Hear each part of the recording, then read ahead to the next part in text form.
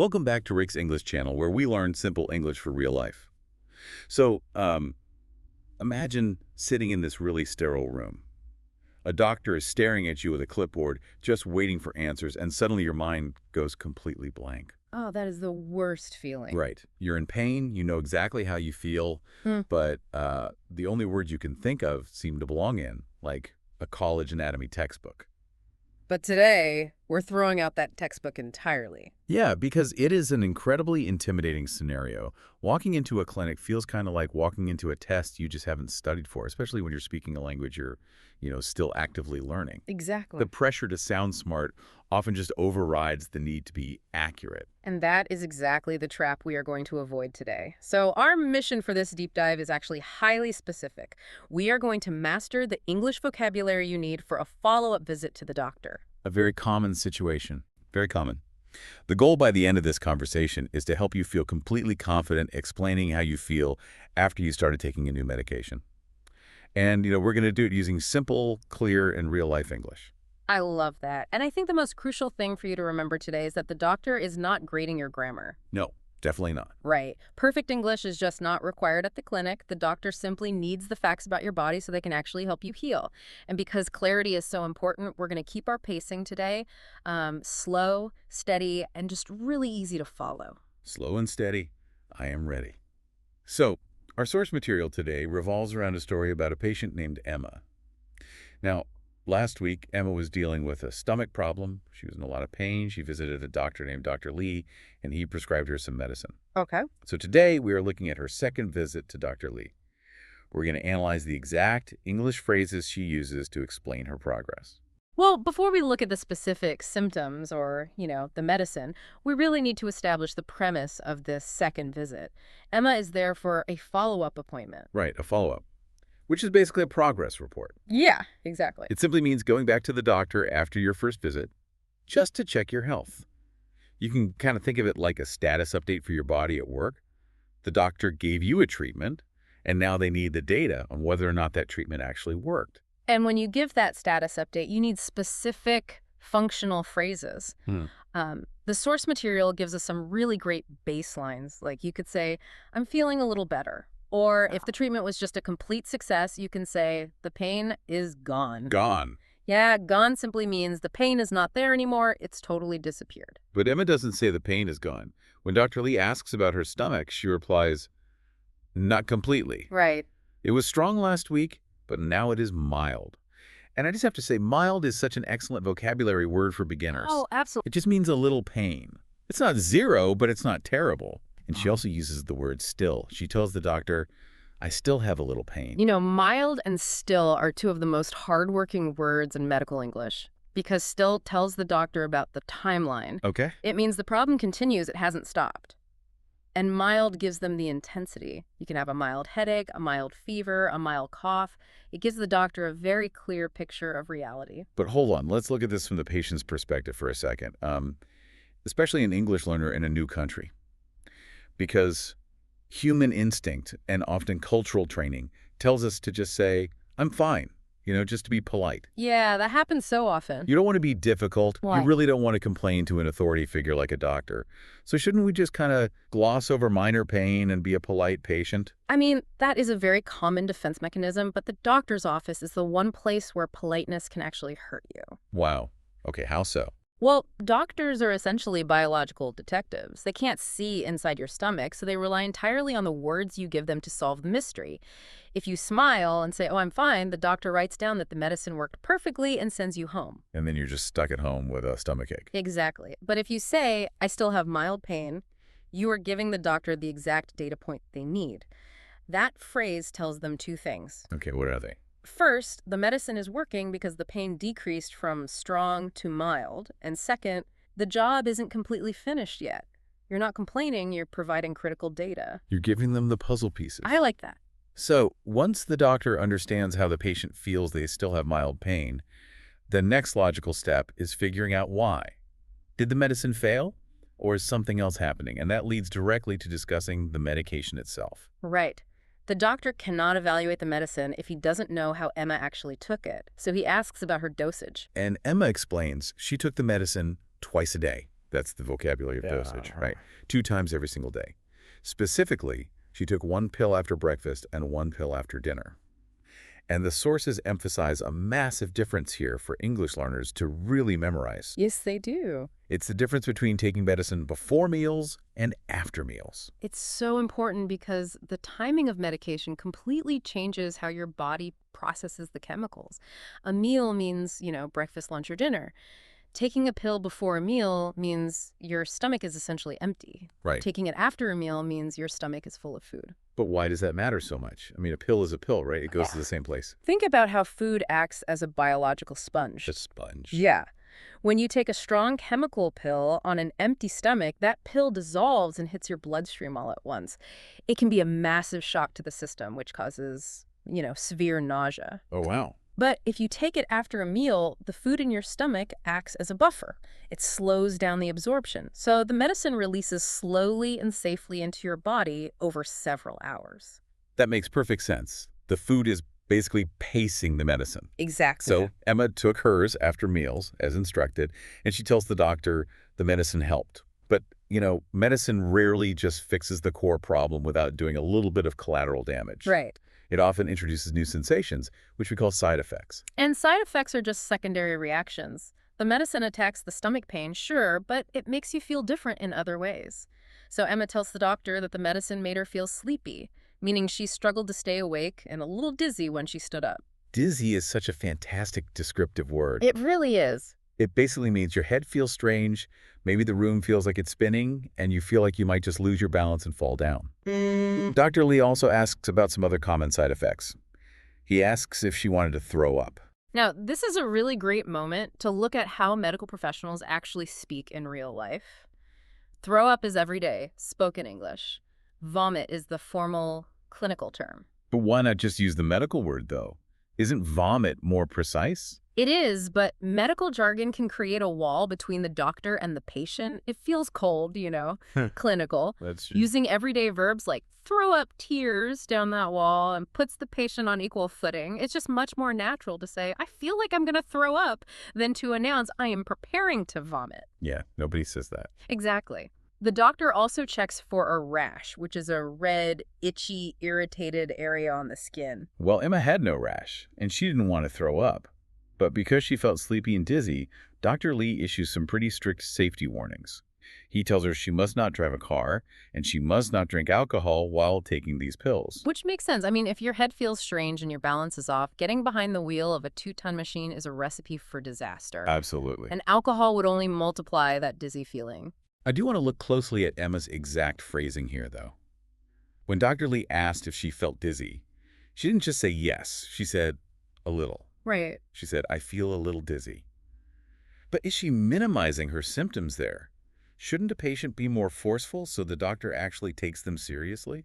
Not necessarily. Using a little is actually a highly functional, brilliant phrase for a language learner. It perfectly communicates a boundary. What do you mean by a boundary? Well, it tells the doctor that the side effect is happening, but it's manageable. Oh, so it's almost like a traffic light. Saying, I am dizzy is a red light. The doctor might panic, slam on the brakes, and just cancel the prescription entirely, which means her stomach pain would come back. Exactly. But saying a little dizzy is a yellow light. That is exactly how it functions. The yellow light prompts the doctor to advise caution, like, telling her not to drive without throwing away the entire medical plan. That's really smart. It gives the doctor the exact right proportion of the problem. You really don't need a massive vocabulary to explain nuance. A little does all the heavy lifting for you. So we've covered the past symptoms and the current medicine, but medication is only doing half the heavy lifting here. The pills can numb the pain and fight the bacteria, but if you keep throwing acid on the fire, the stomach simply cannot heal. No, it can't. So that means Dr. Lee has to pivot to what Emma is actually putting on her plate. Lifestyle adjustments are where the patient really takes over the responsibility of healing. Dr. Lee gives Emma a set of specific dietary rules to follow at home. First, he advises her to eat light food. And light food just refers to simple, soft, easy-to-digest items. We're talking about soup, plain white rice, bananas, and dry toast. Right. If we use a mechanical analogy, think about a car engine. If your sports car has a damaged engine and is currently in a repair shop, you don't pour raw, thick, unrefined fuel into it and try to drive 100 miles an hour. No, you destroy the engine. Exactly. You would put the gentlest fuel possible into the tank so the engine just doesn't have to work hard while it's fixing itself. Digestion takes a massive amount of physical energy. So light food is gentle fuel for a stomach that is currently under construction. And that is precisely why Dr. Lee gives her a list of things to strictly avoid. The absolute biggest enemy of a healing stomach is spicy food. Emma actually admits she really wanted to eat some spicy noodles, but she bravely resisted the craving. Good for her. Yeah, because spicy food contains compounds that literally irritate the sensitive lining of the stomach. It just makes the inflammation worse. Dr. Lee also gives her some rules about beverages. He tells her to drink plenty of water, specifically pointing out that warm water is often much more soothing for a sensitive stomach than ice-cold water. Really? Why is that? Because cold water can actually cause the stomach muscles to cramp. Oh, that makes sense. Yeah, and then inevitably they have to discuss coffee. The fuel of the modern workforce. Now, Dr. Lee doesn't ban coffee completely, which I think is pretty generous. He says she needs to limit it to 1 small cup. But here is the critical part. He says she must never drink that coffee on an empty stomach. Right. And this phrase, empty stomach, is just everywhere in medicine. Let's break down the mechanics of why this specific phrase is so vital for an English learner to memorize. Well, empty stomach literally means the state of your body before you've eaten any food. Okay. And the reason it's a universal medical warning goes right back to that biological sponge concept we talked about earlier. The buffer. Exactly. Coffee is highly acidic. Your stomach lining is currently irritated and inflamed. So if you pour acidic coffee into an empty stomach, the acid attacks the bare walls of the organ. It literally causes the exact burning pain they were trying to cure. Ouch. But if you eat some light food first, like some rice or a piece of toast, that food coats the stomach. It creates a physical barrier. Yes, it creates a protective layer. The coffee hits the toast instead of hitting your stomach wall.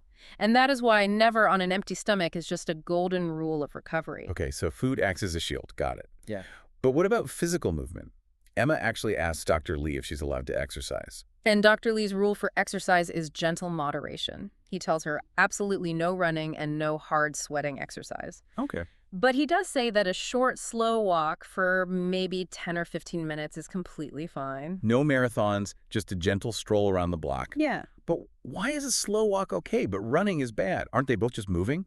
Well, running diverts blood flow away from your digestive system and pushes it all into your leg muscles. Oh, wow. And your stomach needs that blood to heal. A slow walk, however, gently stimulates the body, it aids digestion, and it keeps you from feeling stiff, all without taxing your energy reserves. That is fascinating. So we've mapped out the symptoms, the medicine, the diet, and the exercise. I guess the only thing left in this consultation is the future. How exactly does a doctor wrap up the visit and tell the patient what to do next? Dr. Lee lays out a very clear step-by-step map for Emma's future. First, the immediate plan. She must continue taking the medicine for 2 more days, taking it twice a day, after meals, just like she has been doing. Consistency. Right. And he stresses that she must finish all the pills she was given. Which is so important. You can't just stop taking pills the second you feel a little better, or the Yeah. problem just comes right back. Exactly. But he does give her warning signs for when she should stop, right? Yeah. He says if she feels very dizzy, she should stop the medicine and call the clinic. Yes. And this introduces a really crucial piece of emergency vocabulary. Dr. Lee tells her that if she develops a fever, starts vomiting, or the strong pain returns, she needs to call the clinic right away. Let's talk about that phrase, right away. It just means immediately. Do it now. Do not hesitate. Do not wait until tomorrow. But later in the conversation, the doctor says that if the mild pain continues after 1 week, she should make an appointment. For a language learner, understanding the difference between right away and make an appointment seems really important. It is entirely about understanding social permission and urgency. Okay. Right away is an emergency boundary. It means the normal rules of society, like, waiting your turn or not wanting to bother the doctor, those are completely suspended. If you have a fever, you drop what you were doing and you pick up the phone. You cut the line. You essentially have permission to interrupt. Yes, exactly. Making an appointment, on the other hand, is a logistical step. If she still has mild pain in a week, she isn't in immediate danger. It's not an emergency, but the problem needs to be looked at on the regular schedule. You look at your calendar, you call the receptionist, and you find a time. By giving her both of those phrases, Dr. Lee essentially gives her a complete safety net. She knows exactly what to do if things go a little wrong, and she has a strict protocol for if things go terribly wrong. And the best part of the plan is that if she simply feels better after 2 days, she doesn't need to return at all. Her medical journey is over. Which brings us to the end of the appointment. Dr. Lee ends the visit with a very common, very warm closing phrase.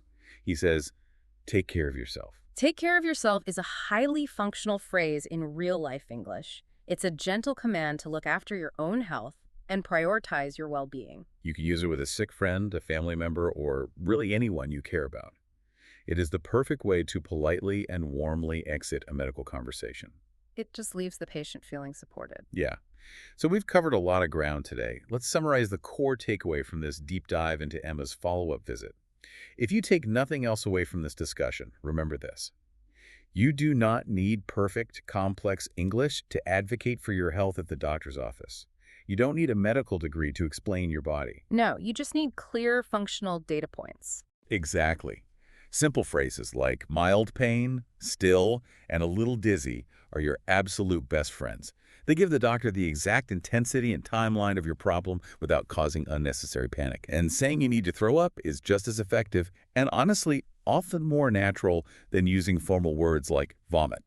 Clear communication is always better than complicated vocabulary. Give them the yellow lights and the red lights. Keep it simple, and you will get the care you need. Now, as we wrap up today's deep dive, we have a quick task for you.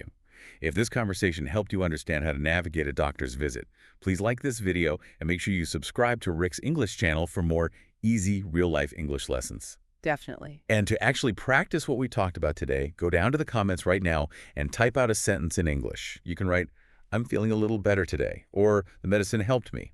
Typing the words out yourself is a proven way to lock that vocabulary into your memory so it's there when you actually need it. And before we officially sign off, I want to leave you with one final thought to mull over. Throughout this entire visit, we heard Dr. Lee give Emma fantastic advice for physical healing. We're always so quick to tell our sick friends to take care of yourself. We tell them to eat light food, drink warm water, and take slow, gentle walks. But what if we applied that gentle advice to our own busy lives even before we got sick? Wow. What if taking a slow walk and eating simple food wasn't just a punishment for a stomachache, but a normal daily part of taking care of ourselves? That is a brilliant point. We treat our bodies like high-performance machines until they break, and only then do we give them gentle fuel. Maybe we all need a little more light food and a few more slow walks in our daily healthy routines. I know I do. Me too.